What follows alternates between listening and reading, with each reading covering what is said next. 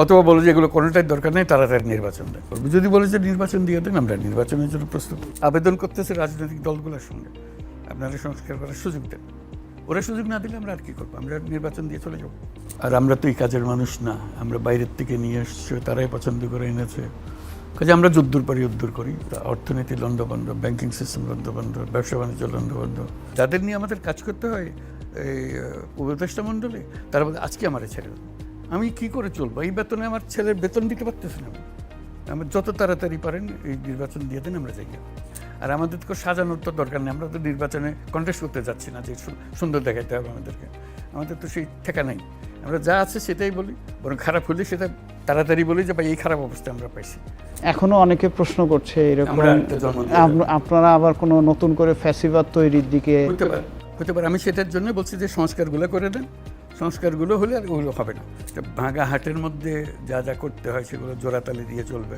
আমরা তার নতুন পুলিশ আনতে পারবো না, এই পুরানো পুলিশকেই জোড়াতালি দিয়ে চালাতে হবে, নতুন ব্যুরোক্রেসিকে দিয়ে জোড়াতালি দিয়ে চালাতে হবে। অনেক কম হলেও ও 4 বছর বলছে পার্লামেন্টের বিষয় নিয়ে, এখন এটা হয়ে গেছে নির্বাচন নিয়ে। অবশ্যই নির্বাচন নিয়ে আলোচনা হচ্ছিল নাকি? এবং রাজনৈতিক দল যদি বলে যে এগুলো বাদ দেন, নির্বাচনটা দিয়ে দেন, কাজ হয়ে যাবে, আমরা নির্বাচন দিয়ে দেবো। সেই জন্য বলছি আমি তো বলতে পারছি না। দ্রব্যমূল্য আপনার সরকারের সবচেয়ে একটা চ্যালেঞ্জিং, এবং আপনিও বারবার বলছেন আর কি। একটা রেফারেন্স এমনি আমাদের প্রশ্ন মধ্যেও যে 75-এর পরে যখন পট পরিবর্তন হয় আমরা দেখি খুব ড্রাস্টিক্যালি ইনফ্লেশন 75-এর 15ই আগস্টের আগে প্রায় 65-র কাছাকাছি ছিল, রাতারাতি 15 দিন 20 দিনের মধ্যে সেটা অলমোস্ট নেগেটিভে চলে আসে। আপনাদের সময় অনেকেরই একটা ছিল যে ইনফ্লেশন অনেক কাম ডাউন হবে, কারণ চাঁদাবাজরা চলে গেছে, বা যারা আগে অন্যায় করে বিভিন্ন রেন্ট সিকিং করতো তারা তো সব পালিয়ে গেছে। দ্রব্যমূল্য কমছে না কেন? সেটা আপনারা রিপোর্ট করতেছেন কেন কমতেছেন, এটা আমার বলার তো দরকার নাই। 6টা বন্যা গেছে, সেটার ধকল সহ্য করতে হচ্ছে।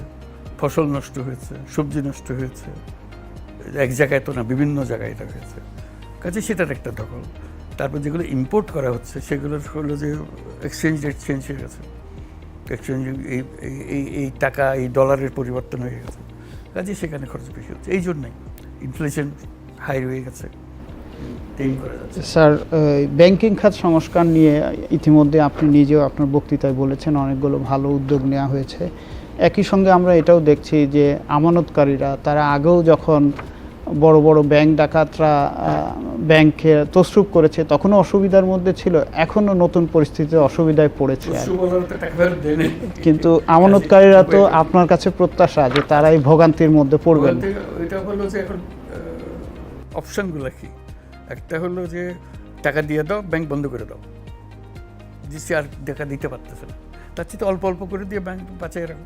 বহু রকম বড় বড় প্রতিষ্ঠান বেতন দিচ্ছে না, এটা কি করা যাবে? এটাকে বন্ধ করে দেওয়া, বিক্রি করে দেওয়া? বিক্রি করার আইনের প্রশ্ন আছে, কার জিনিস আপনি বিক্রি করতেছে? সে যদি তেল আমদানি না করে, আমি ভোজ্য তেল পাচ্ছি না। সে যদি চিনি না আমদানি না করে, আমি চিনি পাচ্ছি না। কাজে তাদেরকে চালু রাখবে, চিনি আসবে, নাকি বন্ধ করে দিয়ে চিনি বন্ধ করে আরেকজনকে চিনি আনতে হবে? কে চিনি আনবে? কাজে এইগুলো দোটানার বিষয়। আমরা স্বয়ংসম্পূর্ণ হয়ে গেছিলাম, এখন স্বয়ংসম্পূর্ণ আর নাই। এই 6টা বন্যার কথা বললাম, একবার ঠিক মৌসুমের ধান কাটার আগে নষ্ট হয়ে গেল সব। কাজে এই বিরাট একটা ঘাটতি, সেই ঘাটতি পূরণের জন্য এখন ইম্পোর্ট করতে হচ্ছে আমাদেরকে। এটা সাংবাদিকতার বিষয় না, এটা হলো যে একটা জায়গায় যাওয়ার অনুমতি পাওয়া আর না পাওয়া। আমি টেলিফোনে সব কাজ এখান থেকে বসে করে ফেলতে, শুধু ঢুকতে পারতেছে না। ঢোকার অধিকারটা নেওয়া হয়েছে এবং সেটা আইনে বলা আছে, এই কার্ড যে কোনো সময় বাতিল করা যাবে, ইত্যাদি ইত্যাদি।